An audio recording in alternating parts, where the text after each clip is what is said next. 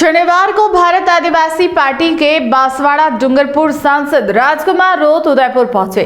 Circuit house में आयोजित पत्रकार वार्ता के दौरान उन्होंने केंद्र और राज्य सरकार पर जमकर निशाना साधा।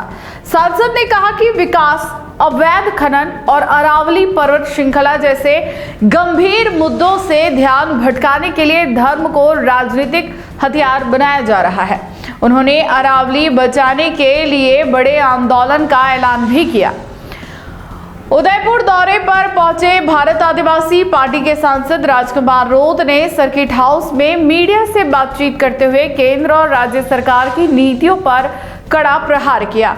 उन्होंने साफ कहा कि वे किसी की धार्मिक आस्था को ठेस नहीं पहुंचाते, लेकिन भाजपा सरकार अपनी नाकामियों को छुपाने के लिए बार बार धर्म के मुद्दों को आगे करती है।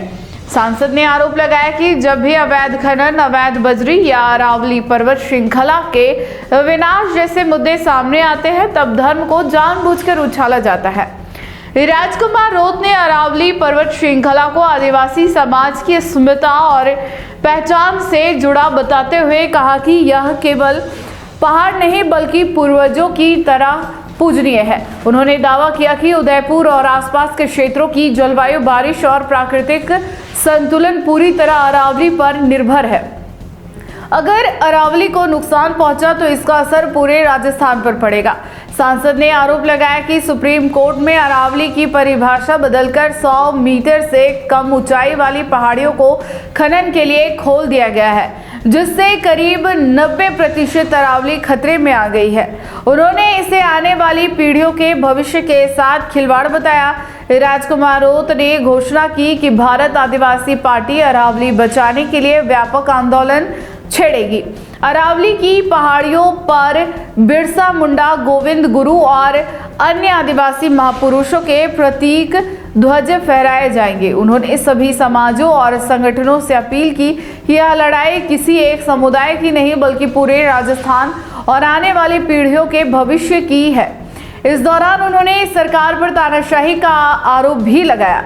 हालांकि यूडीए द्वारा की गई कार्रवाई पर भी रोत ने बीजेपी को कटघरे में खड़ा करते हुए कहा कि यह सभी कार्रवाई बीजेपी नेताओं के इशारे पर हुए। उन्होंने भरोसा दिलाया कि उदयपुर के दलित और गरीबों के साथ वे अन्याय नहीं होने देंगे और नहीं किसी के घर उजड़ने देंगे।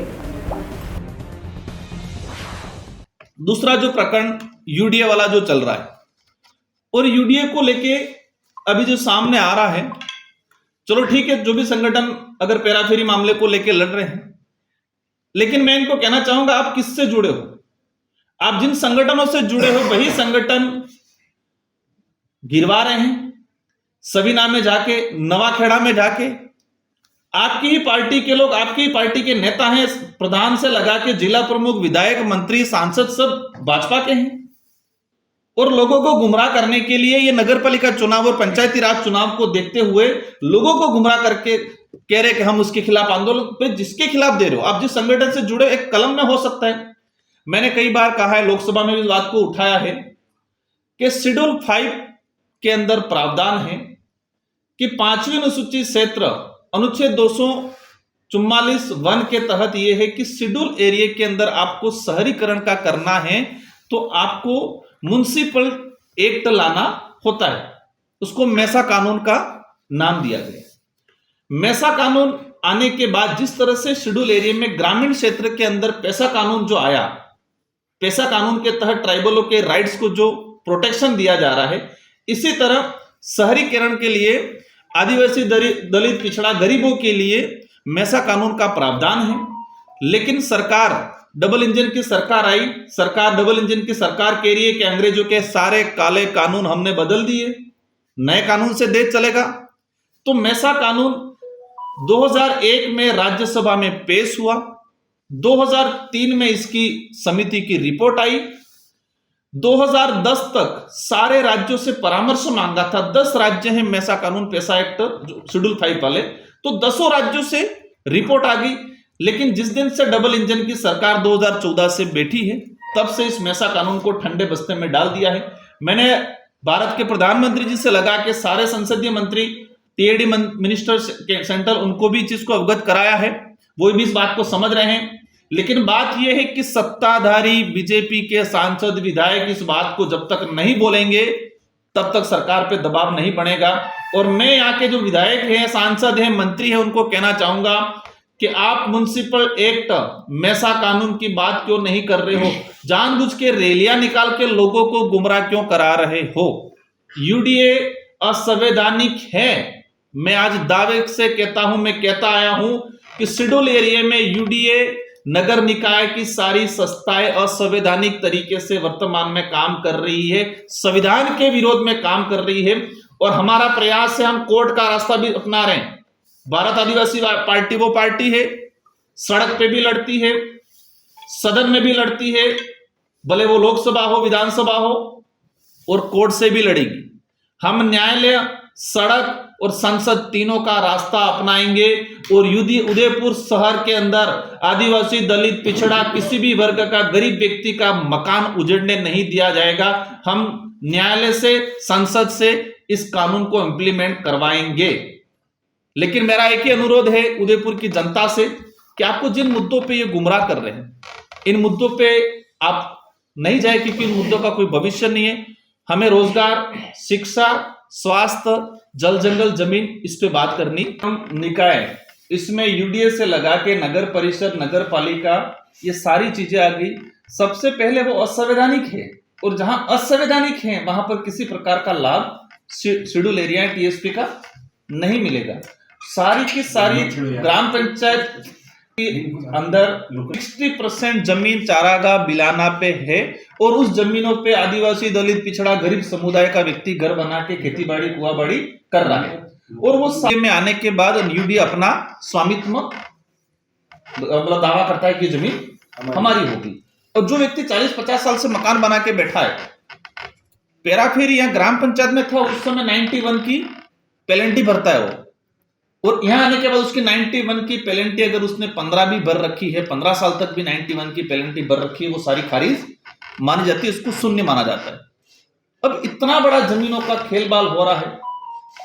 आज दूसरा जो सबसे ज्वलन मुद्दा है, ये हमारे सबके अस्तित्व और आने वाली पीढ़ी की सुरक्षा, उनके स्वास्थ्य और उनकी अस्मिता से जुड़ा हुआ है।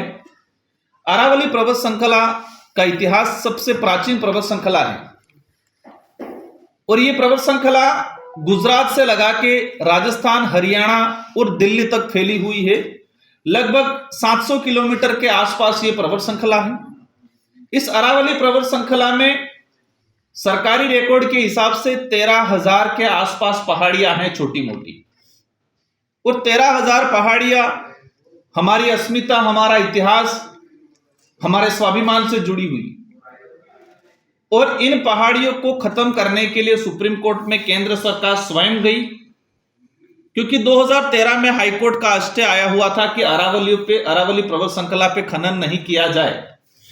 उसके अगेंस्ट में सुप्रीम कोर्ट में भारत सरकार स्वयं गई, और भारत सरकार ने अरावली पर्वत श्रृंखला की एक परिभाषा बताई, और वर्तमान आवश्यकता खनन इसको लेके कहे कि मॉडिफाई करके अरावली को खत्म करने के उद्देश्य से, उद्योगपतियों को पनपाने के उद्देश्य से अरावली की परिभाषा बताई। और सुप्रीम कोर्ट का 4-5 दिन पहले फैसला आया है कि अरावली पर्वत श्रृंखला में 100 मीटर से ऊपर की पहाड़ियों को अरावली की मुख्य पहाड़ी माना जाएगा, और वहां पर प्रतिबंध रहेगा खनन, बाकी जगह खनन कर सकते हो। यह स्टेटमेंट आया। अब बेचारी इस देवता को नहीं पता है कि इस अरावली का महत्व क्या है। सुप्रीम कोर्ट कह रहा है, केंद्र सरकार ने परिभाषा जो बताई कि 100 मीटर की जो पहाड़ी है, उस पहाड़ी के अलावा खनन कर सकते हो, सिर्फ 100 मीटर की पहाड़ी को ही सुरक्षित रखा जाएगा। अब यह जानना जरूरी है, विशेषकर इस क्षेत्र की जनता को, कि अरावली के अंदर 13,000 के आसपास पहाड़ियां हैं, और 100 मीटर की पहाड़ी मात्र 1000 के आसपास है। मतलब 90% पहाड़ियां 100 मीटर से नीचे की पहाड़ी है, और इसका मतलब यह हुआ कि 90% अरावली को खत्म करने की केंद्र सरकार, मोदी सरकार कानून ला रही है। मेरा मीडिया के माध्यम से अनुरोध है, ये मेवाड़ की धरती एक गौरवशाली धरती रही है, यहाँ का इतिहास गौरवशाली रहा है, और उसके नाम से या महाराणा सांगा से लगा के महाराणा प्रताप तक कई महान राजा हुए हैं, महान कई युद्ध लड़े हैं, कई युद्ध जीते हैं, और इसीलिए देश का सबसे गौरवशाली इतिहास महाराणा प्रताप का इतिहास को माना जाता है।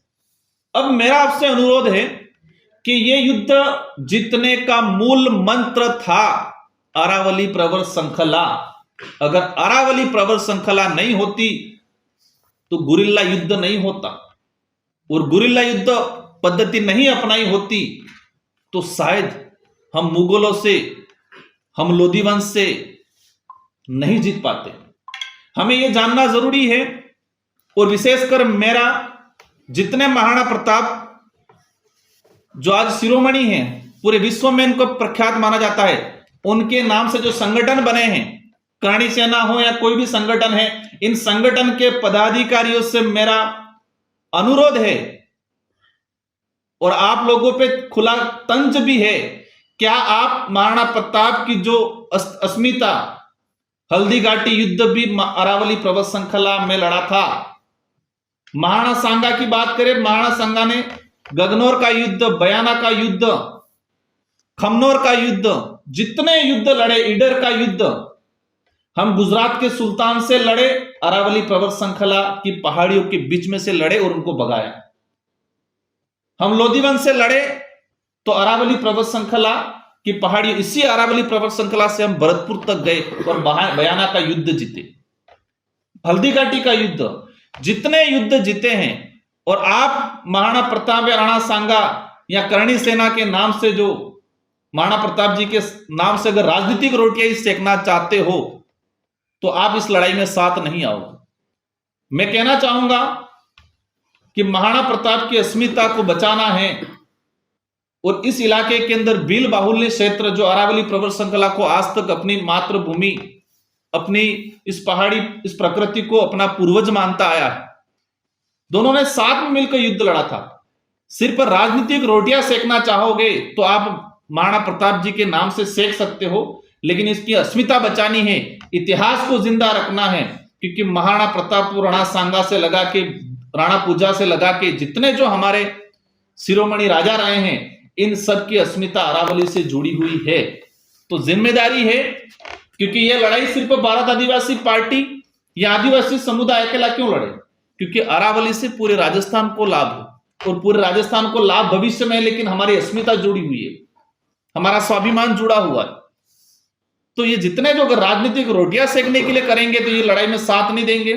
मैं चाहूंगा कि जितने जो संगठन बने, क्षत्रिय संगठन हो, करणी सेना हो या महाराणा प्रताप के नाम से जितने संगठन हो, आपको इस लड़ाई में सबसे आगे खड़े रहना चाहिए, या फिर आप तय कर लो कि मान सिंह और शक्ति सिंह की तरह जो अकबर के साथ चले गए थे महाराणा प्रताप के खिलाफ, महाराणा प्रताप के खिलाफ जो अकबर के साथ चले गए थे शक्ति सिंह, जगमाल और मान सिंह जो सेनापति बन के आया था, आप उनकी तरफ भाजपा सरकार के साथ बनना चाह रहे हो, क्योंकि आज वही इतिहास दोहरा रहा है। एक तरफ अरावली प्रवर श्रृंखला की अस्मिता का सवाल है, दूसरी तरफ